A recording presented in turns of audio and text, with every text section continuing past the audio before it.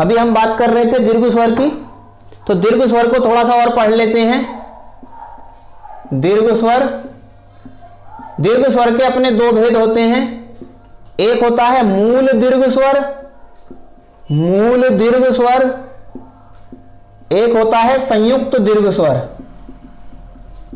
संयुक्त दीर्घ स्वर, संयुक्त दीर्घ स्वर। मूल दीर्घ स्वर का मतलब क्या होता है, अभी बताया था, जो अपने आपे से या अपनी प्रकार की फैमिली से मिलकर बने हो।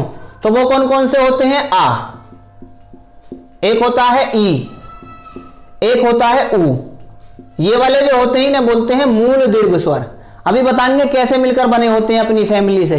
आगे होता है संयुक्त दीर्घ स्वर, जो अलग अलग से मिलकर बने होते हैं, जैसे एड़ी, ऐनक, ओखली, औरत, ये हो गए। देखा तुमने, आप लोगों ने देखा होगा, और सीखना भी जरूरी है, क्योंकि जब आप लोगों के आगे के चैप्टर चलेंगे, संधि वगैरह करनी पड़ेगी आप लोगों को। संधि कितने प्रकार की होती है, कैसे होती है, वो वहीं समझा देंगे। तो आप लोगों को तोड़ने जरूर आने चाहिए, क्योंकि वहां जरूरत पड़ने वाली है इनकी। आप लोग जानते हैं आ का निर्माण कब होता है। यदि ए के साथ आप लोग ए मिला दो या ए के साथ आ मिला दो, तो कंडीशन आप लोगों की आ बनी। इसका मतलब है आ जो है अपनी या अपनी प्रकार की फैमिली से मिलकर बना होता है। ये दूसरे रूप में ऐसे भी हो सकता है कि आ आप लोग ले लो, उसके साथ या तो ए मिला दो या आ मिला दो, तब भी ये क्या बन जाता है, आ। तो ये कंडीशन आगे आप लोग बड़े गहराई से पढ़ेंगे। फिलहाल के लिए अभी इतना ही समझ लीजिए कि ए के साथ यदि ए या उसकी प्रकार की फैमिली मिलती है तो उन्हें बोलते हैं मूल दीर्घ स्वर, और अगर अलग अलग से मिलकर बने होते हैं तो उन्हें बोलते हैं हम संयुक्त दीर्घ स्वर।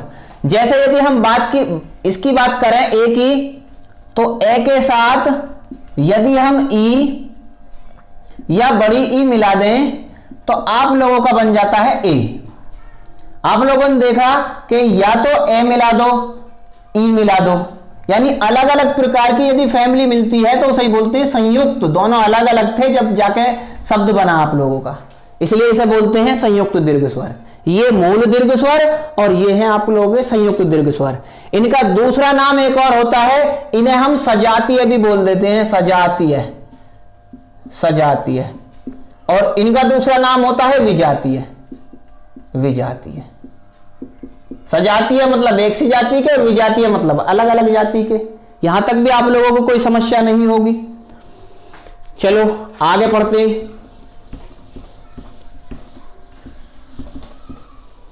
एक पूछ लिया जाता है, ये तो आप लोगों के मात्रा के आधार पर बांट दिए गए, कई प्रकार से बांटे जाते हैं, वो प्रकार पूछे जाते हैं, इसलिए आप लोगों के कराए जा रहे हैं। दूसरा पूछा जाता है, देखो मात्रा के आधार पर आप लोगों ने बांट लिए, हर्षव दीर्घ स्वर, हर्षव दीर्घ स्वर, एक तो होता है हर्षव स्वर, एक होता है दीर्घ स्वर, एक होता है प्लुत स्वर। आप लोगों ने वो तो बांट लिए।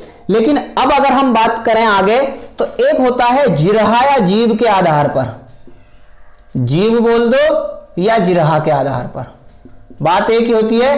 जीभ या जिह्वा के आधार पर स्वर के भेद कितने होते हैं, स्वर के भेद तो ये होते हैं तीन। कौन कौन से, अग्रस्वर, अग्रस्वर, एक होता है मध्य स्वर, एक होता है पुलुत स्वर। अग्रस्वर, मध्य स्वर और एक होता है पश्च स्वर, पश्च स्वर, पश्च स्वर। अग्रस्वर, मध्य स्वर और पश्च स्वर। अग्र का मतलब है जो आगे से बोले जाते हो। इसमें कौन कौन से आते हैं, ई, बड़ी ई, ए और आई। देखो ट्रिक है इसकी याद करने की, यदि आप लोगों को याद करने में बड़ी समस्या होती है क्योंकि इनमें, तो इसकी एक ट्रिक भी हमने बना रखी है। अग्र को अग्र ना पढ़ के अग्रिय पढ़िए, अग्रिय। इससे फायदा क्या होगा, इससे फायदा ये हो जाएगा कि अग्र का मतलब अग्रस्वर और ई का मतलब ई छोटी हो या बड़ी हो वो इसमें आ जाएगी, और ए दोनों इसमें आ जाएंगे, तो इससे याद भी आसानी से हो जाएंगे। मध्य स्वर को हम दूसरा उदासीन स्वर भी कह देते हैं, उदासीन स्वर। इसमें क्या आता है, इसमें आप लोगों का केवल एक अक्षर आता है ए, बाकी के जो बचे हुए हैं वो पश्चिम में आते हैं। बचे कौन कौन से, आ बचा आप लोगों का, ऊ बचा, बड़ा ऊ बचा, ओ बचा, औ बचा, ये सारे के सारे होते हैं पश्च स्वर। तो ये पूछ लिया जाता है जीभ या जिह्वा के आधार पर स्वर के भेद कितने होते हैं, तो 3 होते हैं, अग्र स्वर, मध्य स्वर और पश्च स्वर। अग्र स्वर में कैसे हम ट्रिक से याद कर लेंगे, अग्र को पढ़िए अग्रीय। तो आप लोगों ने देखा ई और ई वाले जितने भी हैं वो सारे के सारे इसमें आ जाएंगे, और ए वाले जितने भी हैं वो सारे के सारे इसमें आ जाएंगे। मध्य स्वर को ही हम बोल देते हैं उदासीन स्वर, इसमें आता है आप लोगों को केवल ए। एक होता है पश्च स्वर, पश्च स्वर में आते हैं आ, ऊ, बड़ा ऊ, ओ, औ, आता तो ओ भी करके है, लेकिन आप लोग इसे ही ध्यान रखेंगे। आगे ये 3-4 तरीके से बांटे जाते हैं और पूछे जाते हैं यहां सर, यहां से क्वेश्चन पूछे जाते हैं। एक होता है मुख द्वार के आधार पर स्वर के भेद, मुख द्वार के आधार पर, मुख द्वार के आधार पर स्वर के भेद, यानी मुंह खोलने के आधार पर स्वर के भेद। ये होते हैं 4। कौन कौन से 4 होते हैं, एक होता है संवृत, संवृत इंग्लिश में बोलते हैं क्लोज्ड। एक होता है विवृत जिसे बोलते हैं ओपन। एक होता है अर्ध संवृत, अर्ध संवृत, अर्ध संवृत, और एक होता है अर्ध विवृत, अर्ध विवृत, अर्ध विवृत। ट्रिक से याद करेंगे, ऐसे कुछ नहीं है, क्योंकि याद ही नहीं होने की, अगर ऐसे याद करोगे इसलिए ट्रिक से याद करेंगे। देखो संवृत को पढ़िए और संवृत को मत पढ़िए, संवृत के साथ सुई पढ़िए, क्योंकि संवृत में भी से आ रहा है और सुई में भी से आता है। तो ट्रिक है इसका, इसका ट्रिक है सुई। इससे फायदा क्या होगा, इससे फायदा यह होगा कि इसके जो अक्षर आते हैं वो हमें आसानी से याद रहेंगे, क्योंकि से का मतलब हो गया संवृत, और जो बचा हुआ है वो सारे के सारे इसके अंतर्गत आते हैं, यानी ऊ, बड़ा ऊ, ई और बड़ी ई, ये दोनों के दोनों, यानी ये चारों के चारों जो अक्षर हैं ये संवृत के हो गए। विवृत का मतलब होता ओपन, यानी ओपन का मतलब होता है जैसे आ, आप लोगों ने देखा कि इसमें मुंह पूरा खुल रहा है, आ, विवृत हो गया ये। अर्ध संवृत का मतलब है आधा बंद, और आधे बंद के लिए सिर्फ एक ही चीज ध्यान रखनी है, ट्रिक है इसकी ये भी, नहीं तो याद नहीं होता। ये ट्रिक क्या है, ओए, ओए, यानी जैसे हम बोल नहीं देते कि ओए कहां जा रहा है, बस उसी से याद रख लेंगे। इसका मतलब है ओ और ए जो अंगे वो इसमें आ जाएंगे, ओ और ए, और जितने बचे हुए हैं वो अर्ध विवृत में आ जाएंगे। जैसे आप लोगों का ए बचा, एक 2 मात्रा वाला ओ बचा, एक मात्रा वाला ए बचा, ये सारे के सारे इसमें आ जाएंगे।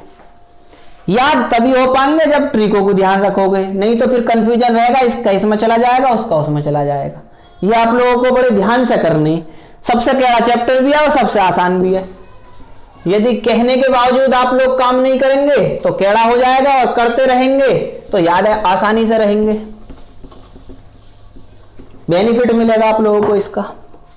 एक होता है चौथा, होठों की स्थिति के आधार पर स्वर के भेद कितने होते हैं।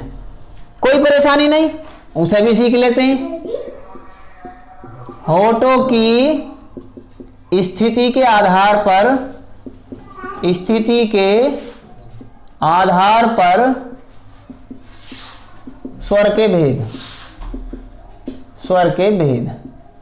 होठों की स्थिति के आधार पर स्वर के भेद होते हैं 2, एक होता है व्रतमुखी, एक होता है अव्रतमुखी। सबसे पहले बात करते हैं हम व्रतमुखी की। व्रतमुखी और एक होता है अव्रतमुखी। अव्रतमुखी, व्रतमुखी का मतलब है जिसे बोलते समय व्रत का सा रूप ले ले मुंह, यानी होठों की स्थिति ऐसी हो जाए जिससे व्रत सा बन रहा हो। जैसे ऊ बोलो आप लोग, ऊ, तो होठों की स्थिति ऐसी बन रही है कि व्रत बन रहा हो। बड़ा ऊ बोलो आप, ओ बोलो, बड़ा और ये वाला दो मात्रा वाला ओ बोलो, तो आप लोगों ने देखा इसमें व्रत की सी स्थिति बन रही है। और जो बचे हुए हैं जिनमें नहीं बन रही वो सब इसमें आ जाएंगे। बचा कौन सा? ए बचा, आ बचा, ई बची, बड़ी ई बची, और कौन से बचे?